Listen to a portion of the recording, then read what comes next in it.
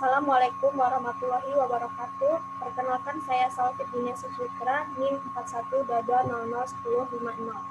Di sini saya sebagai Ketua Kelompok 3 Kesekretariatan, kami akan melakukan presentasi yang mana kami akan membahas pengertian mesin kantor, jenis-jenis peralatan kantor, pengertian peralatan kantor, pengadaan peralatan kantor, kegiatan yang harus diperhatikan dalam pengadaan peralatan kantor, ada pula studi kasus dan penyelesaian studi kasus. Selanjutnya akan dilanjutkan oleh anggota kelompok saya. Perkenalkan, nama saya Oskar Supriyanto, NIM 4122001055. Di sini saya akan menjelaskan tentang pekerjaan kantor. Pekerjaan kantor meliputi mencatat, mengirim, menggandakan, dan mengolah serta menyimpan data, warkat, dokumen, ataupun hasil pekerjaan kantor lainnya. Dalam hal ini, pegawai atau pekerja kantor haruslah mengerjakan semua tugas-tugasnya, tetapi tuntutan target harus dikerjakan dengan cepat dan baik. Karenanya, perlu ada perlengkapan maupun peralatan kantor yang dapat membantu mempercepat kerja mereka. Pengertian mesin kantor. Pengertian mesin kantor menurut Delianggi adalah segenap alat yang digunakan untuk mencatat, mengirim, menggandakan, dan mengolah bahan keterangan yang bekerja secara mekanis, elektrik, magnetik, ataupun secara kimiawi.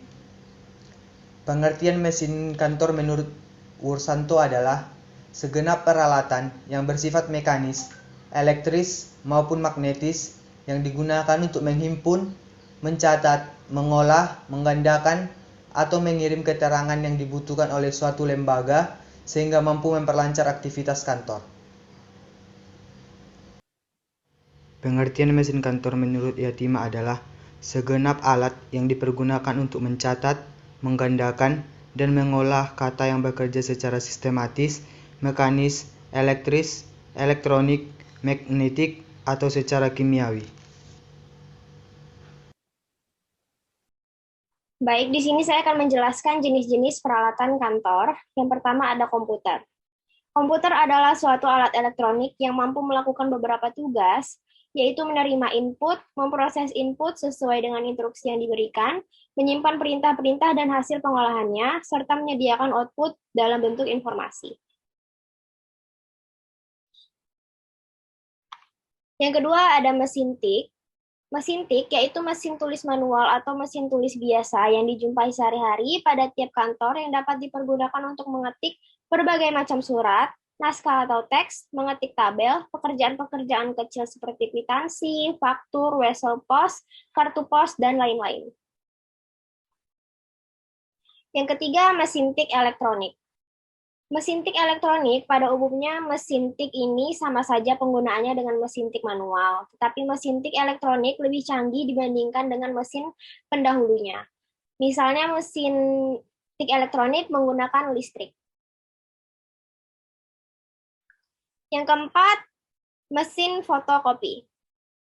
Mesin fotokopi adalah mesin yang digunakan untuk menggandakan atau memperbanyak dokumen-dokumen. Yang kelima ada faksimil. Faksimil adalah alat pengirim dokumen atau gambar dari suatu tempat ke tempat lain dengan menggunakan saluran telepon. Pengiriman bisa dilakukan apabila pengirim dan penerima sama-sama mengaktifkan mesin ini. Yang keenam, mesin penghancur kertas.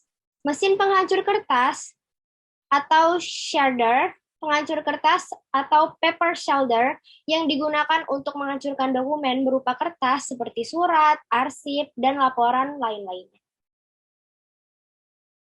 Yang ketujuh, ada mesin penyalin dikte. Mesin penyalin dikte atau transcribing machine adalah mesin rekaman yang digunakan untuk menyimpan informasi yang sifatnya sementara. Yang kedelapan ada telex. Telex atau Teleprinter Exchange merupakan alat komunikasi tertulis elektronik jarak jauh yang dipergunakan pada jasa telekomunikasi dalam bentuk telex atau Teleprinter Exchange. Yang kesembilan ada overhead projector. Overhead projector atau OHP atau infocus adalah benda yang berguna untuk melihat bayangan gambar diapositif seperti yang umumnya digunakan untuk presentasi di kelas. Yang ke-10 ada mesin penjumlah. Mesin penjumlah adalah mesin yang dapat digunakan untuk menghitung perkalian yang sederhana, tetapi cara menghitungnya seperti penjumlahan, sehingga untuk mencapai hasilnya relatif lama. Mesin jumlah termasuk salah satu jenis mesin hitung karena berupa mesin yang dipergunakan untuk menghitung angka-angka.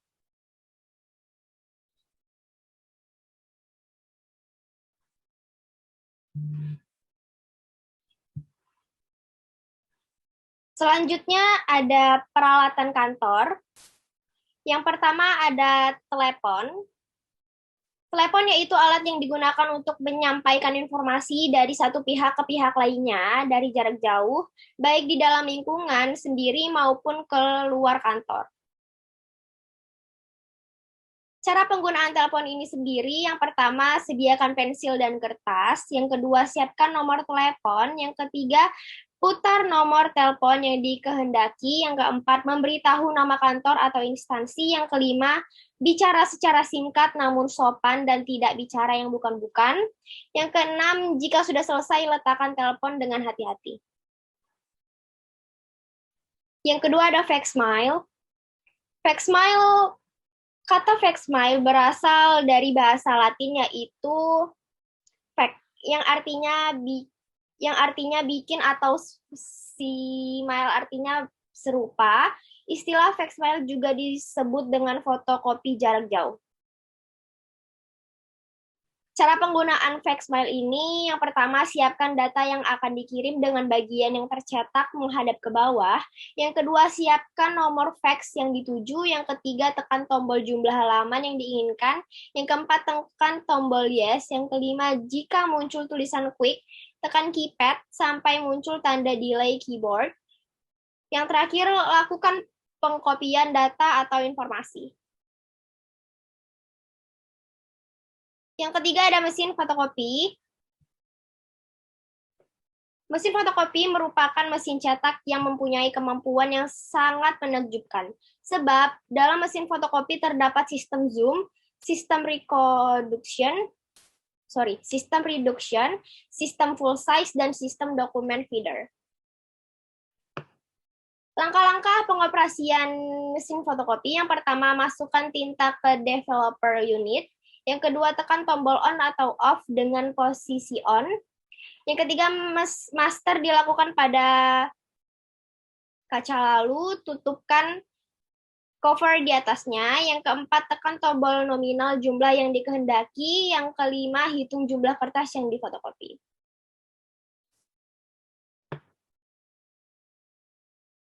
Yang terakhir ada mesin ketik. Langkah-langkah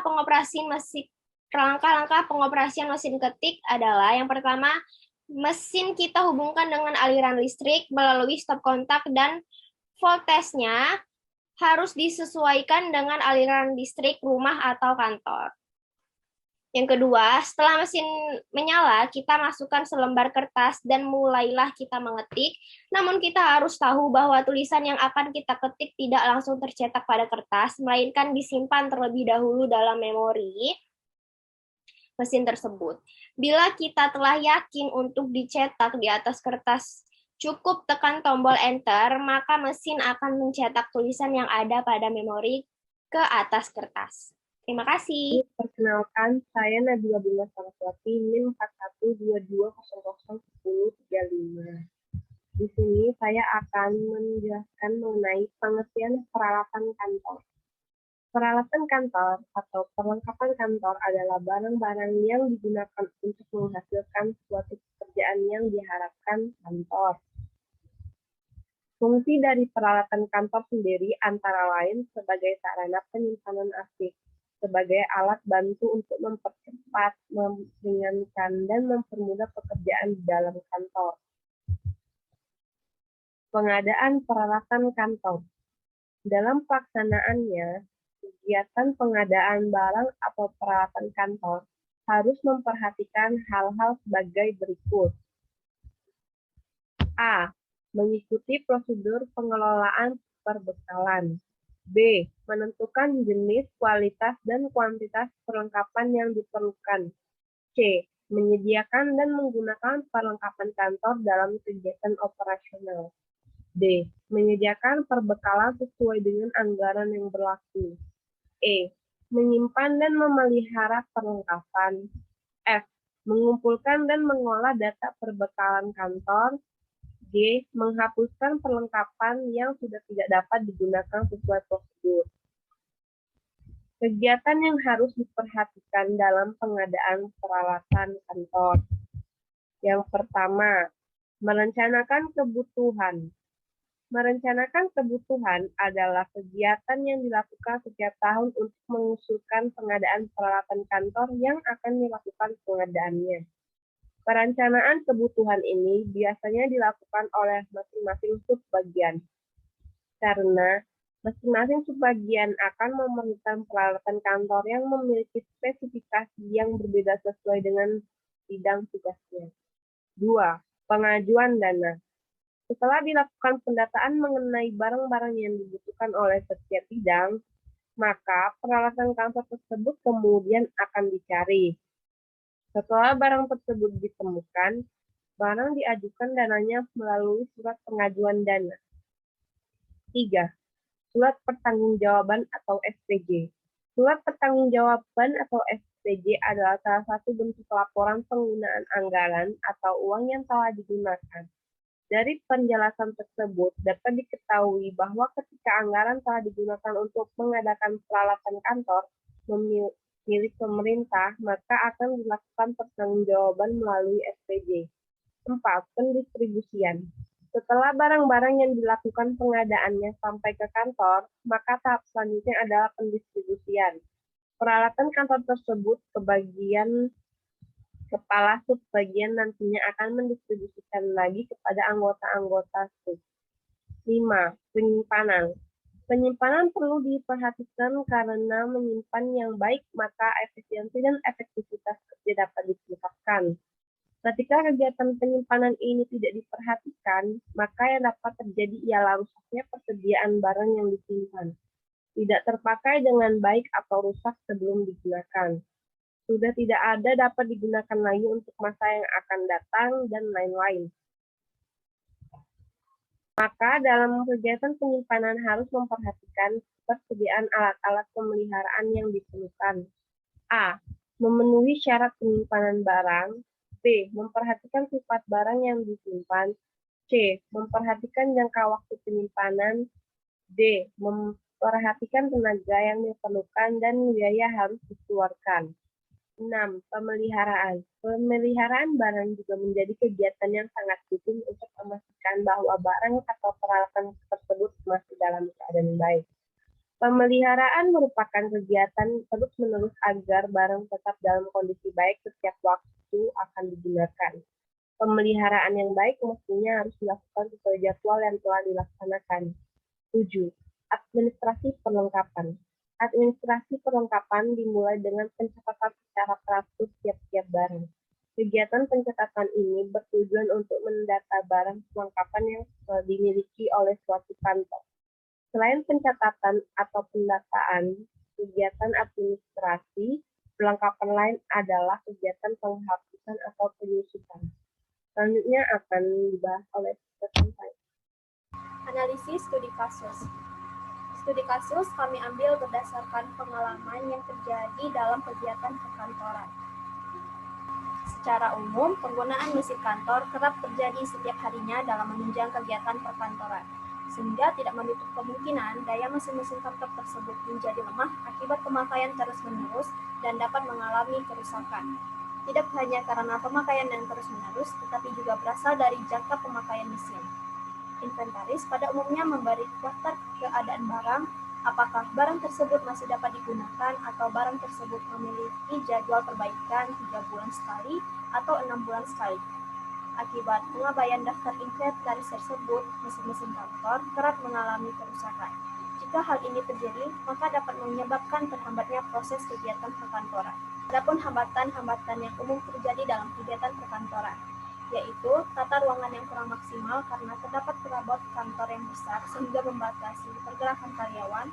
Yang kedua, banyaknya arsip sehingga membutuhkan lemari arsip yang lebih besar atau bahkan menambah lemari arsip. Hal ini menyebabkan karyawan sulit menemukan arsip. Yang ketiga, perlengkapan kantor yang disimpan di dalam gudang sehingga berdebu bahkan berserakan.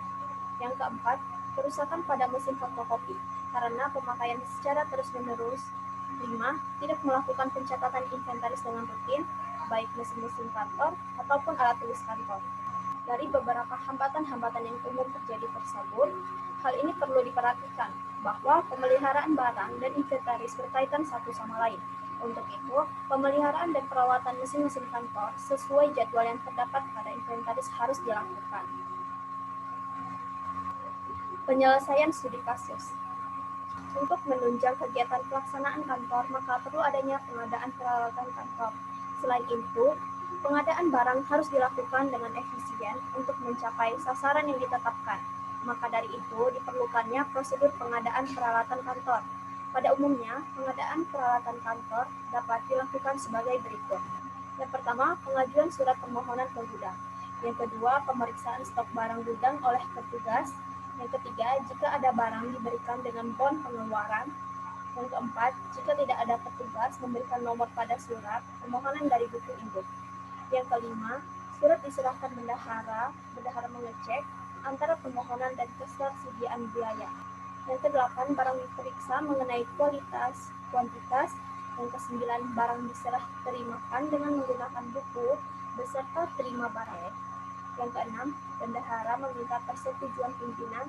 Yang ketujuh, bagian logistik melakukan pembelian dengan persetujuan pimpinan. Yang kesepuluh, dilakukan kegiatan pencatatan disimpan di gudang untuk didistribusikan.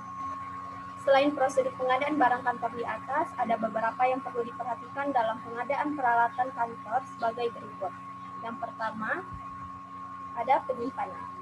Penyimpanan peralatan perlu dilakukan agar efisiensi dan efektivitas kerja dapat ditingkatkan. Dalam kegiatan penyimpanan, peralatan hal-hal yang perlu diperhatikan yaitu yang pertama, persediaan alat yang diperlukan.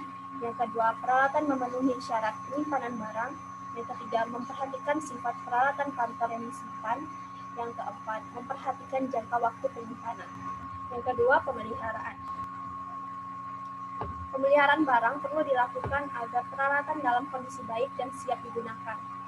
Dengan pemeliharaan barang, maka proses kegiatan dapat berjalan lancar untuk mendapatkan hasil sesuai dengan yang ditetapkan. Pemeliharaan peralatan bertujuan untuk menjamin ketersediaan dan keselamatan peralatan yang hendak digunakan tersebut. Yang ketiga, ada administrasi perlengkapan. Administrasi perlengkapan merupakan kegiatan pencatatan secara teratur tiap-tiap peralatan kantor. Kegiatan ini bertujuan untuk mendata barang, perlengkapan, serta peralatan kantor. Selain pendataan atau pencatatan, kegiatan administrasi perlengkapan yang lain adalah penghapusan atau penyusutan. Dengan memperhatikan kegiatan pengadaan peralatan kantor, maka mesin-mesin kantor atau peralatan kantor akan yang pertama, peralatan kantor atau mesin-mesin kantor dapat bertahan lama karena penyimpanan yang benar. Yang kedua, umur pakai barangnya semakin panjang karena pemeliharaan yang lebih terjaga. Yang ketiga, seluruh barang tercatat dengan baik dan teratur karena administrasi perlengkapan dilaksanakan dengan baik. Selain itu, inventaris dilakukan secara rutin seperti sebulan sekali, sehingga peralatan dan inventaris kantor benar-benar dijaga dan digunakan sebaik-baiknya. Barang-barang yang sekiranya rusak parah sebaiknya diganti dan perlu dilakukannya perawatan secara rutin dan tepat waktu agar dapat dipergunakan dalam jangka waktu yang panjang. Jika peralatan kantor dalam kondisi yang baik, maka akan mendukung berjalannya suatu instansi untuk melaksanakan kegiatan karena dapat membantu meringankan beban pekerjaan. Inventarisasi perlengkapan kantor sangat perlu dilakukan agar dapat mengetahui kondisi peralatan tersebut perlu diganti atau tidak, perlu ditambah atau tidak, dan perlu diperbaiki atau tidak. Dengan adanya keterkaitan antara pengadaan peralatan kantor dan inventaris peralatan kantor, maka pekerjaan kantor dapat berjalan secara efektif dan efisien. Perkenalkan, nama saya Upa Sri Susana, NIM 4122001045. Di sini saya akan menyampaikan kesimpulan. Berdasarkan hasil pembahasan di atas, maka dapat disimpulkan bahwa pengoperasian peralatan kantor tidak akan berjalan dengan baik jika tidak dilakukan pemeliharaan peralatan secara rutin. Jika mengikuti dan memperhatikan prosedur pengadaan barang, maka peralatan kantor dapat bertahan lama karena penyimpanan yang baik, terhindar dari kerusakan, bahkan masa pakai peralatan dapat berjangka panjang. Dengan begitu, kegiatan pekerjaan yang dilakukan dapat mudah dilakukan. Kemudian, selain pemeliharaan peralatan kantor, perlu juga dilakukan inventarisasi peralatan kantor. Dengan inventarisasi peralatan kantor, maka pegawai dapat mengetahui peralatan kantor tersebut perlu ditambah atau tidak, perlu diperbaiki atau tidak, dan perlu diganti atau tidak. Dengan adanya kesinambungan pemeliharaan peralatan kantor dan inventarisasi kantor, maka pengoperasian peralatan kantor dapat berjalan secara efektif dan efisien. Selanjutnya, saran. Penulis berharap bahwa untuk kegiatan inventarisasi rutin dilaksanakan. Apabila perlu dilakukan pemberian kartu inventarisasi pada setiap karyawan untuk mencatat pengambilan barang yang diperlukan. Kemudian, rutin melakukan perawatan perlengkapan kantor setiap bulannya. Selain itu, dalam menggunakan dan merawat peralatan dan perlengkapan kantor ini, harus memiliki keterampilan yang lebih dalam pelaksanaannya, agar peralatan dan perlengkapan kantor dapat tahan lama dan tidak cepat rusak, sehingga perusahaan bisa mencapai efisiensi dan efektivitasnya dengan baik dan lancar dalam mencapai tujuannya. Baik, sekian dari hasil presentasi kami mengenai mengoperasikan peralatan kantor, yang mana di sini kami tidak hanya membahas mengoperasikan peralatan kantor, tapi juga terdapat pengadaan peralatan kantor dan inventarisasi peralatan kantor. Saya mohon maaf apabila ada tutur kata atau tindakan yang kurang berkenan. Presentasi saya tutup. Terima kasih. Wassalamualaikum warahmatullahi wabarakatuh.